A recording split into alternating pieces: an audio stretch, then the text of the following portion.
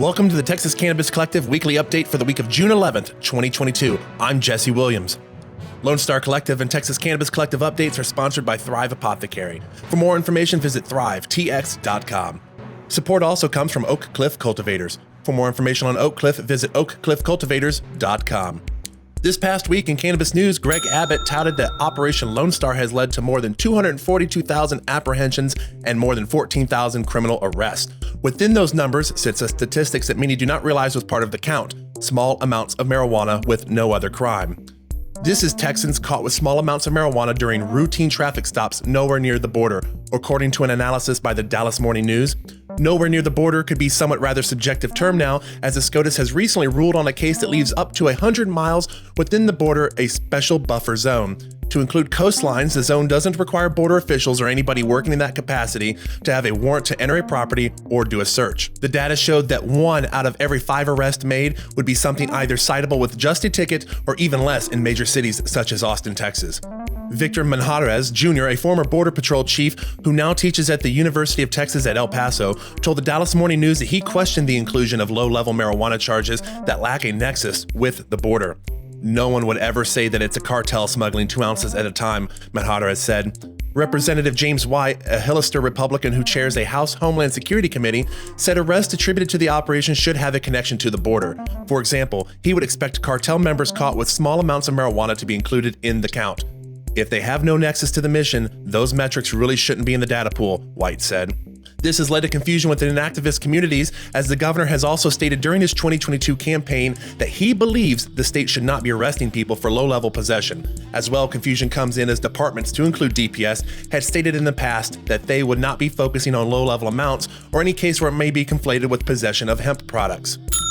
At the same time, the Government Accountability Office has reported that most U.S. Border Patrol checkpoint drug seizures target Americans with small amounts of marijuana, as revealed by a federal report. GAO found that the most drug seizure events involved only U.S. citizens, which was 91%, of which 75% involved the seizure of marijuana and no other drugs, the report states.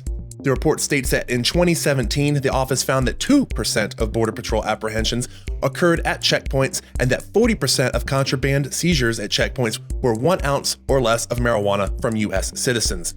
Most drug seizure events involved only U.S. citizens, and the majority of those U.S. citizen drug seizures events involved the seizure of marijuana and no other drugs. Less than 10% of the marijuana Border Patrol seized nationwide was found at checkpoints. This coincides with the earlier report that the numbers for seizures are from traffic stops outside of the border checkpoint. The GAO report does show that the amount of seizures for marijuana has decreased from 2016 to 2020 by about 50%. Seizures for other drugs such as fentanyl and heroin have gone up, though. Border Patrol officials from all selected checkpoints the GAO met with told them that U.S. attorneys' offices in their sector generally do not prosecute people for possessing personal use quantities of marijuana. In such cases, people from whom marijuana is seized may be 1, referred to state or local authorities for criminal investigation, or 2, released. As of March 2022, adult possession of a personal use quantity of marijuana is legal in the following states that have checkpoints: Arizona, California, Maine, New Mexico, New York, and Vermont. The Congressional Research Service reported that as legalization in the United States and Canada moves forward, demand for marijuana from Mexico continues to drop. According to the State Department's 2022 International Narcotics Control Strategy reports, U.S. seizures of imported marijuana began to decline in 2019. Authorities are projecting a continued decline in U.S. demand for Mexican marijuana because drugs, quote, other than marijuana, will likely dominate the cross-border traffic. This is partially due to legalized medical and non-medical recreational cannabis in many U.S. states and Canada, reducing its value as part of Mexican trafficking organizations' portfolio. The report outlines many cartels the government is aware of in Mexico. From there, it notes that the changes in the illegal drug markets in the United States and Canada for marijuana legalization, increased demand for opioids, especially synthetic opioids, and changing patterns of the use of methamphetamine and other drugs have contributed to the drug trafficking organizations, DTOs, continuing evolution. As well, the report shows that even with cartel embedded in the Mexican government, that there have been crackdowns on some of the organization's operations, which also forces a change in how DTOs operate and what they move across a border. I'm Jesse Williams, and that is it for this week in Cannabis News Review here at the Texas Cannabis Collective.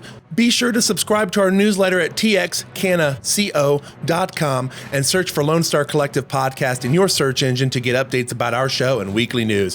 Have a safe week, Texas, and stay hydrated to beat that heat.